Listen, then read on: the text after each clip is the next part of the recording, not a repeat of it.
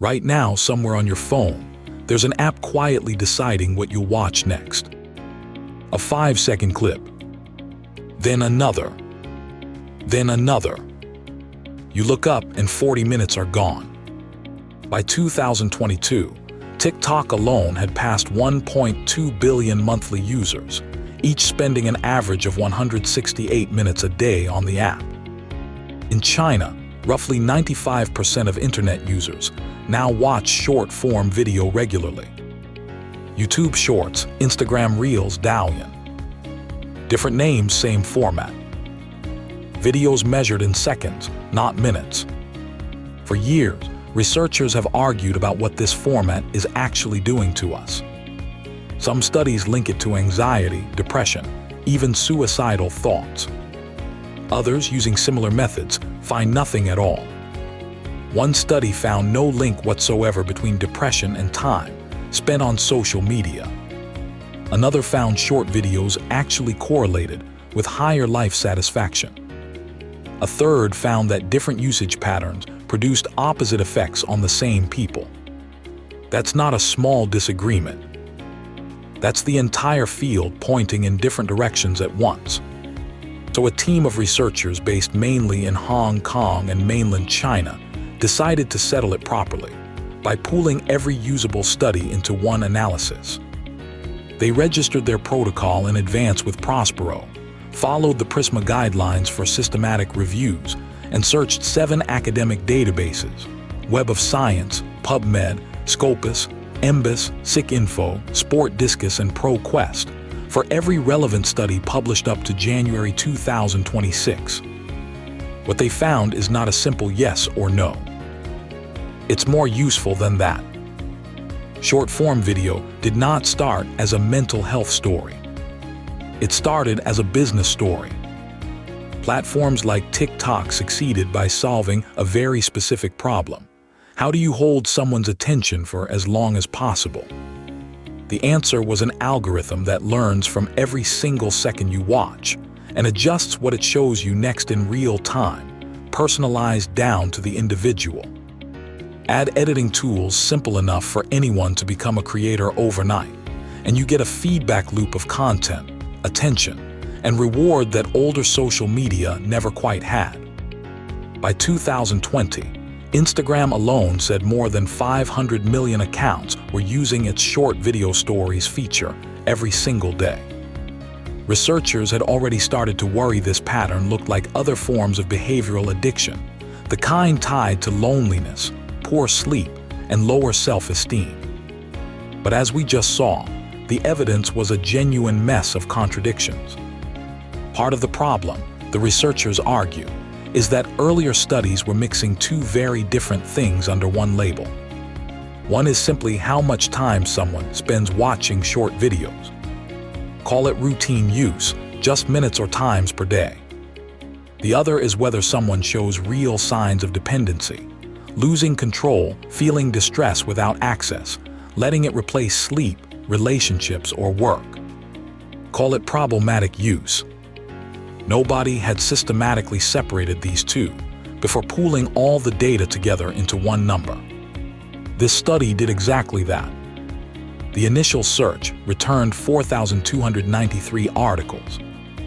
After screening titles, abstracts, and then full texts, 58 studies made the final cut, and 53 of those had comparable enough data to be pooled into a formal meta-analysis. Combined, those 58 studies covered 96,676 participants. Individual study sizes range from just 54 people up to nearly 17,000 in a single study. Ages span from under 12 years old to over 70. 55 of the 58 studies came from China. 1 each came from the United Arab Emirates, Pakistan, and the United States. That matters, and we'll come back to it, because it limits how confidently these findings apply worldwide. Most platforms weren't even named. Only 16 of the 58 studies specified which app people were using, mainly TikTok, YouTube Shorts, and Instagram Reels.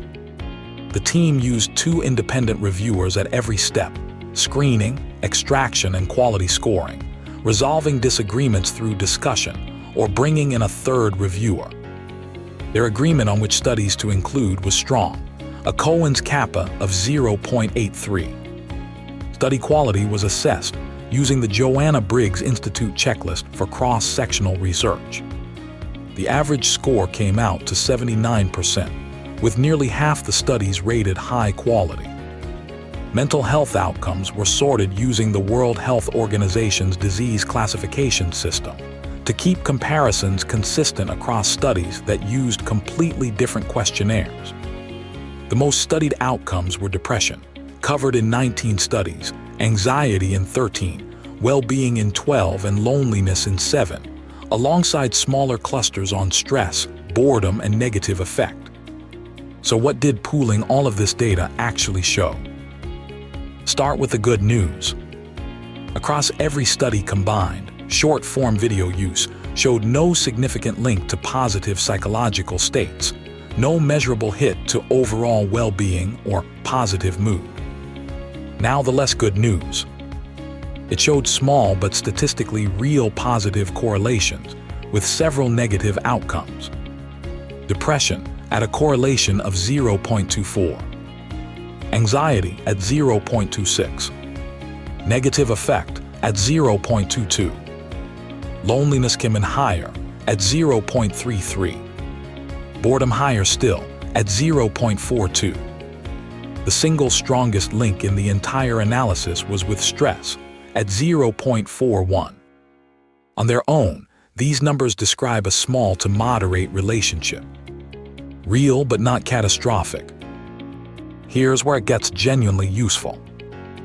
When the researchers split the data by how usage was measured, problematic versus routine, the picture changed completely. Take depression.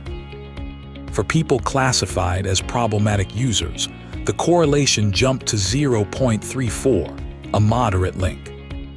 For routine users, people simply logging time spent, it dropped to 0.09, barely there at all.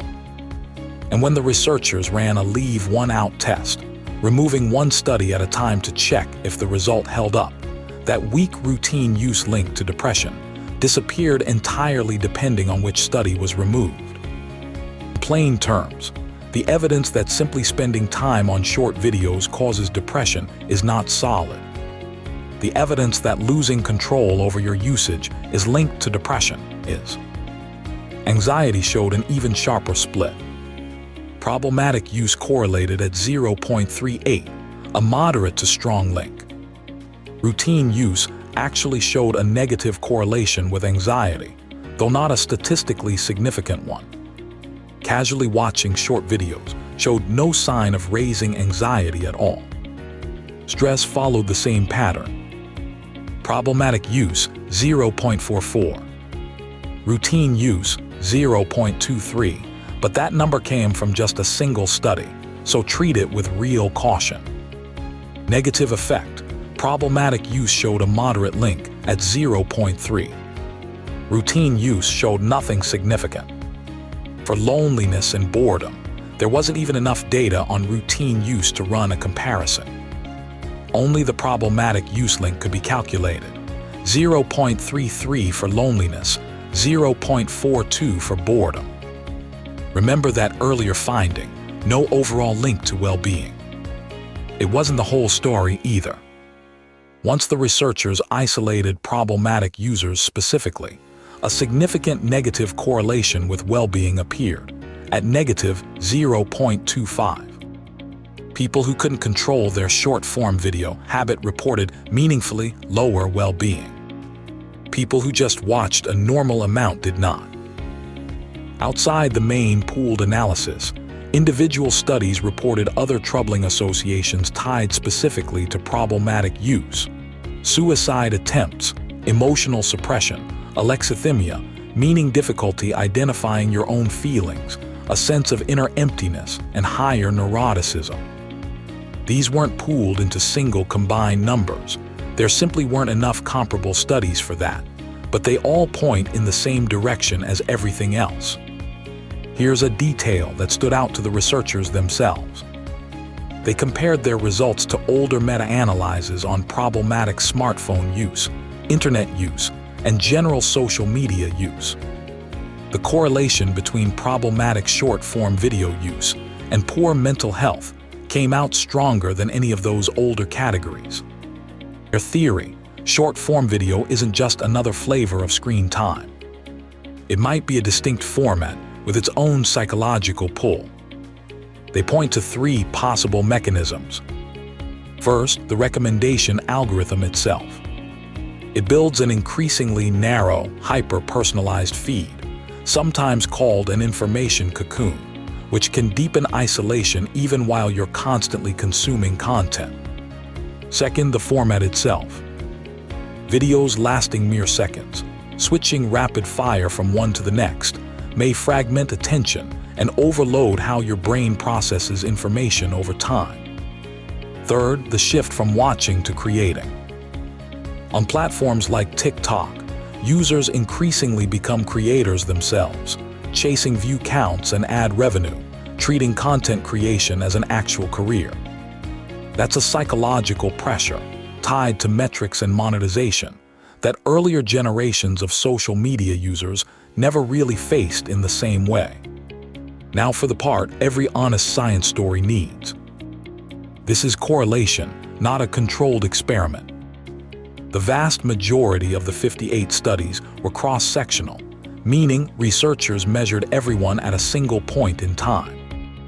That makes it impossible to know what came first. Maybe problematic use causes anxiety and low mood. That's one explanation. Or maybe people who are already anxious, lonely, or bored turn to short-form video to cope, and the app becomes a symptom rather than a cause. Or most likely, according to the authors, both directions feed each other in a loop. Difficult emotions drive more use.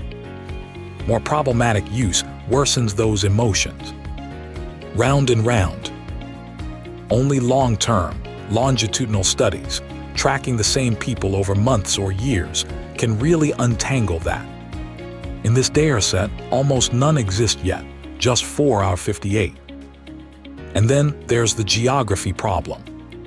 55 of 58 studies came from China.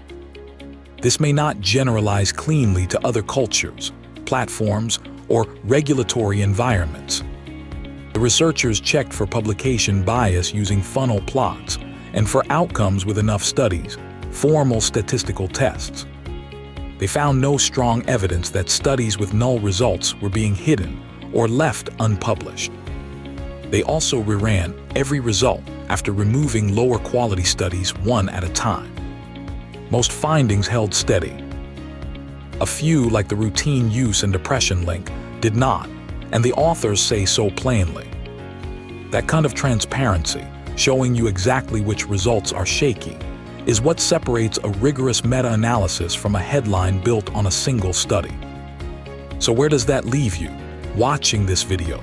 Probably on a phone that has at least one short-form video app installed right now. The takeaway from the researchers themselves isn't delete the app. It's pay attention to the pattern, not the clock. Can you stop when you mean to? Or does one video always turn into 30? Do you feel anxious, empty, or irritable when you can't check it? Is it replacing sleep, real conversations, or things you used to actually care about? Based on everything pooled in this analysis, casual, controlled use showed essentially no measurable link to worse mental health. Losing control over it did, consistently, across nearly 100,000 people and 58 separate studies. This video was based directly on the peer-reviewed study, Association between Short-Form Video Use and Mental Health, Systematic Review and Meta-Analysis, by Dai Tang and colleagues at the Chinese University of Hong Kong, published in the Journal of Medical Internet Research in 2026, registered under Prospero CRD 400 20,250 1,015,620. It's fully open access, so if you want to check the numbers yourself, the link is in the description below.